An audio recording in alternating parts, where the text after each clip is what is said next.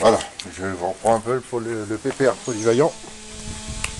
Donc je commence aujourd'hui, je révise un petit peu la boîte de vitesse. Je vais passer de l'autre côté. Tchou tchou tchou tchou.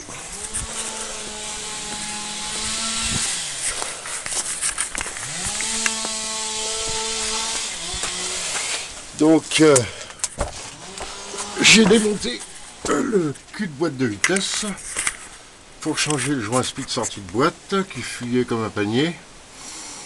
Je vais avoir aussi, je vais aller regarder un peu devant de l'autre côté.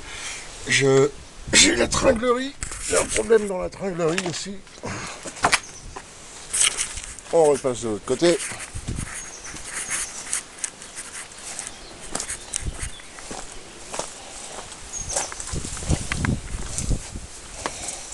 J'essaie de pas me foutre dans l'huile. C'est cracra tout ça.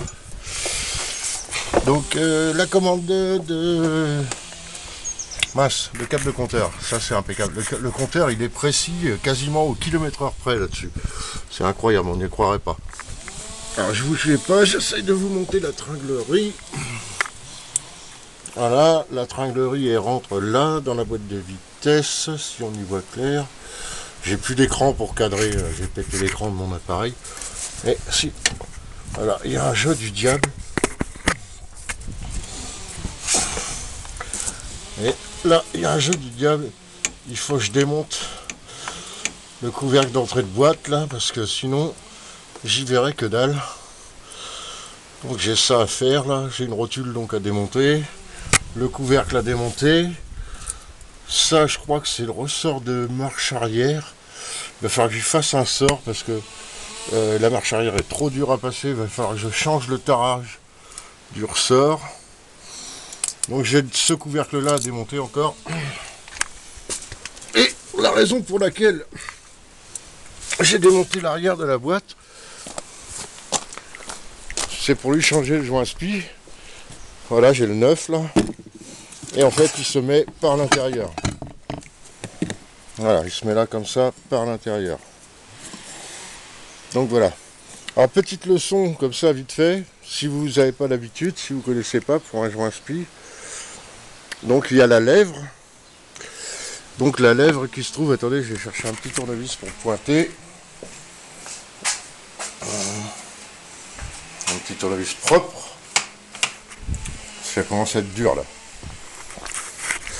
Donc la lèvre qui est ici, c'est la lèvre qui fait joint. Si je le retourne, vous voyez. Et elle doit être bien pointue, comme ça. Ça doit bien former un bon triangle comme il faut. Si la lèvre là, elle est devenue plate, le joint spi est foutu, il est à remplacer. Voilà, si ça devient plat, c'est fichu.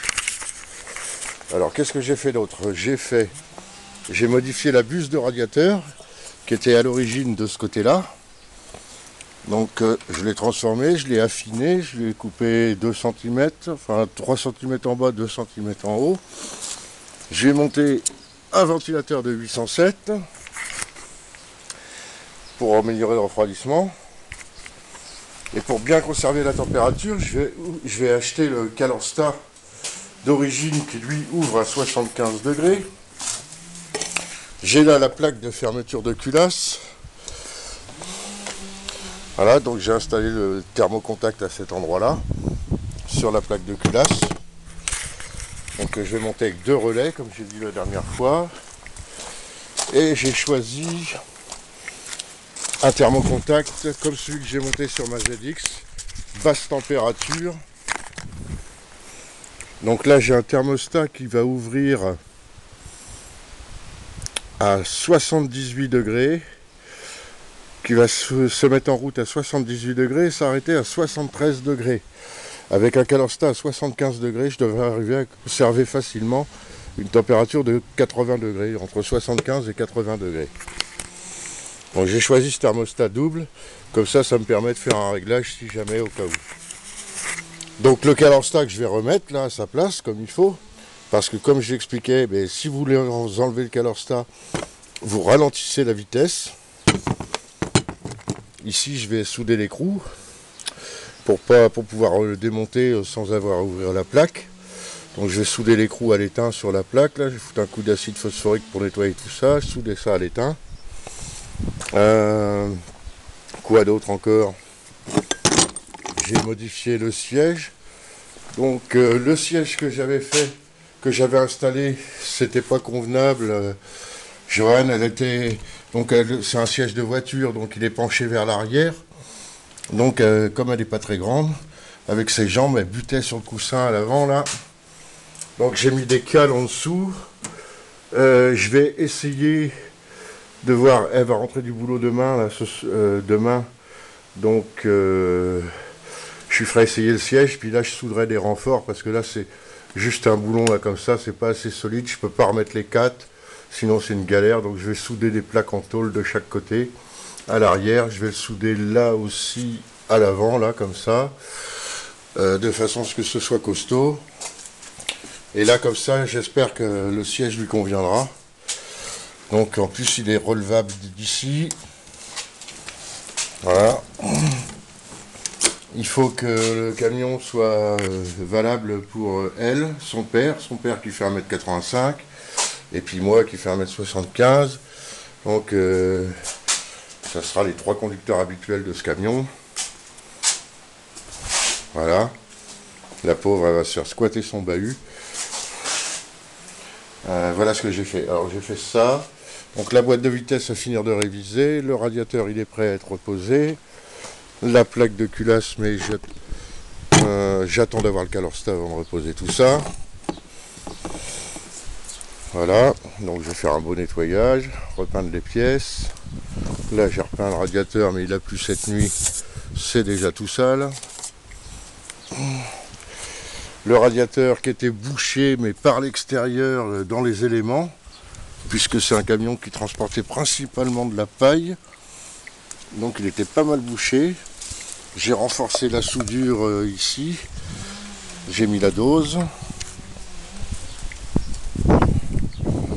Mais il est en assez bon état. Quoi d'autre encore? Je lui ai mis des beaux joints de portière comme il faut.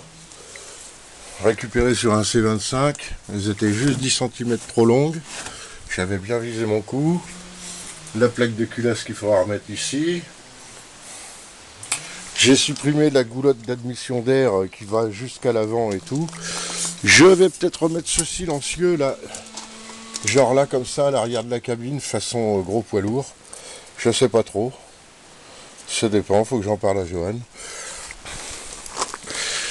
Voilà, sinon ça sera supprimé et puis direct, admission directe. Hein. L'admission d'air elle est là derrière, là-bas derrière, donc c'est assez aisé et tout. Je pourrais même peut-être mettre le silencieux en direct là derrière. Je sais pas trop. Donc là ma hâte c'est de laver le moteur. Laver le moteur, j'ai peut-être commencé à l'essence, j'ai récupéré des cartons, je crois que je vais le laver à l'essence un peu. Et faire cette boîte de vitesse. Donc voilà, la sangle d'échappement qui est pas bien, qui fait du bruit du diable. L'échappement, malgré tout, il est pas trop mal. Même s'il a pas l'air terrible. Voilà. Ça fait un barouf du diable. Ouais. J'essaye de cadrer hein, quand même. J'ai plus d'écran pour cadrer, donc vous m'excuserez. J'ai le pneu là. Il tient gonflé, mais parce que c'est la mode. En réalité, il est crevé. J'ai racheté une chambre à air neuve. Donc il y a 6 pneus neufs sur le camion, enfin 7 avec la roue de secours, mais les chambres à air sont vieilles. Ils ont monté les pneus neufs avec des vieilles chambres à air. Alors que ben moi j'en ai trouvé tout de suite. Je suis allé chez un marchand de machines agricoles. C'est aussi là que j'ai trouvé le joint spi.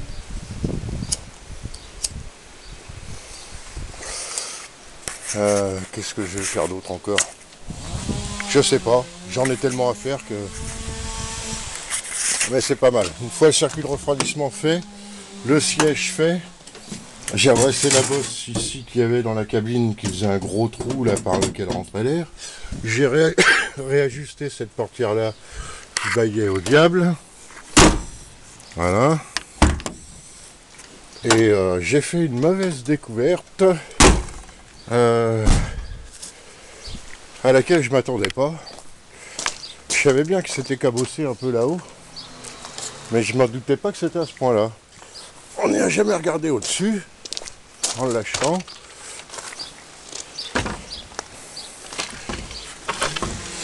Et voilà le massacre. Donc ce camion qui chargeait de la paille, je peux vous dire qu'il a pris des bottes de paille sur le toit et pas qu'une.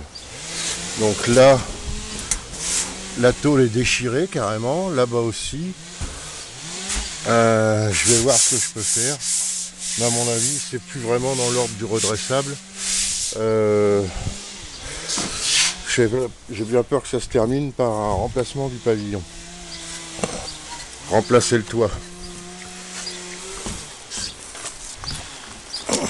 On va bien voir ça.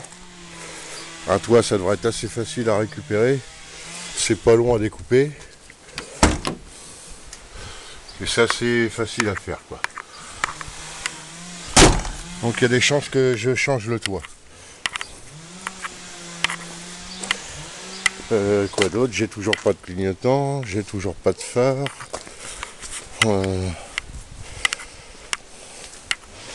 Enfin bref. Ah oui, il y avait aussi un truc. Pourquoi j'ai démonté le cul de boîte à la base? C'était pas pour faire le joint spi, mais bon, il fallait le faire de toute façon. Mais c'est parce que là, j'avais les vis d'arbre de transmission qui avaient été montées à l'envers, c'est-à-dire la tête, vous voyez, c'est une tête hexagonale de 17 coupée, comme ça, et elles vont là. Sauf que quand la sortie de boîte est montée, ben, tu passes pas là. Donc ils les avaient mis à l'envers. Donc en les mettant à l'envers, ils n'ont pas pu les serrer comme il faut. Et ça s'est desserré. Les vis sont un peu marquées, mais pas de grand chose. Donc j'espère que ça devrait tenir. Ça sera desserré, ça sera surveillé. Voilà. Alors, tout ça, c'est d'une mécanique assez aisée, assez simple, mais costaud et efficace. Donc voilà, j'ai mes 2 relais, j'ai tout ce qu'il faut pour faire. Pour l'instant, il ne me manque plus rien. Là, le joint de couvercle de boîte, je vais faire ça dans une feuille de papier A4. Ça devrait aller, il faut que je nettoie ça encore un peu. Que je laisse pas traîner mon cil en bloc trop longtemps dans l'essence non plus. Il y avait des blocs qui n'ont pas l'air si vaillants que ça. Voilà, donc je vais continuer mon nettoyage et puis je passerai au remontage. Voilà. Donc voilà. Avec le joli contacteur à 2 positions pour un seul ventilo. Mais bon, je crois que je vais brancher que la deuxième. Qu'est-ce que j'ai d'autre encore à faire? La caravane, je m'en occuperai plus tard. En fait, là, l'histoire, c'est de pouvoir aller décharger la caravane quand j'aurai un emplacement pour la mettre. Et une fois que j'aurai déchargé la caravane, on pourra s'attaquer à refaire le plancher qui, lui, est pourri de partout. Il a été doublé avec de l'OSB qui prend la flotte, donc de la merde, quoi. Alors, je sais pas si je leur fais en contrepaquet de branchage ou carrément avec des lattes, genre des lattes de terrasse, un truc comme ça, ce serait pas mal. Il faut que je lui fasse un crochet d'attelage, ça c'est important. Réglable, à hauteur réglable.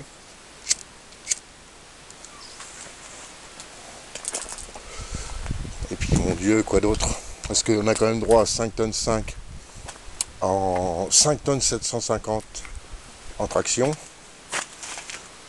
Donc en poids total roulant.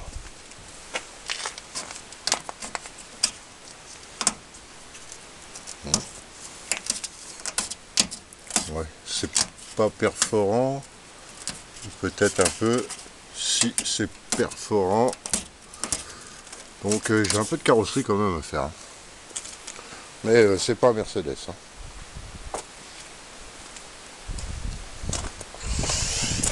Voilà, de toute façon en carrosserie, ça va être, on va prendre le temps, hein. Je fais d'abord la mécanique de façon à ce qu'il puisse rouler. Et la carrosserie, ça sera dans un temps ultérieur. Et l'ensemble, caravane plus camion sera repeint en vert pastel, un peu vert olive pastel clair. C'est une couleur d'origine Saviem.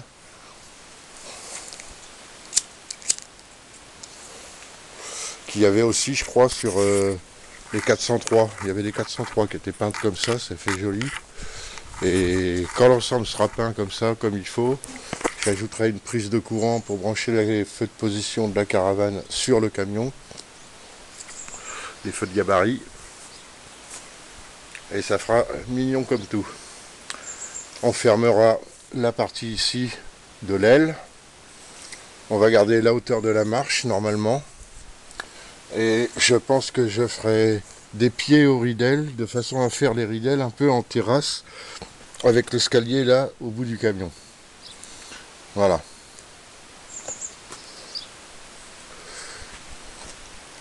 Si on peut garder les ridelles. De toute façon, sinon je fais un blocage avec les ridelles ouvertes. Mais je crois qu'elles passent tout juste les ridelles. Et si elles passent pas, ben ma foi, elles seront en position ouverte. Là, j'aurai la place aisément pour, si on fait des béquilles, ranger les béquilles. Ou alors, si on fait avec des roulettes, et bien là, j'y ferai un grand coffre. Un grand coffre à outillage. Allez, sur ce, bonne journée, à bientôt. Ça avance.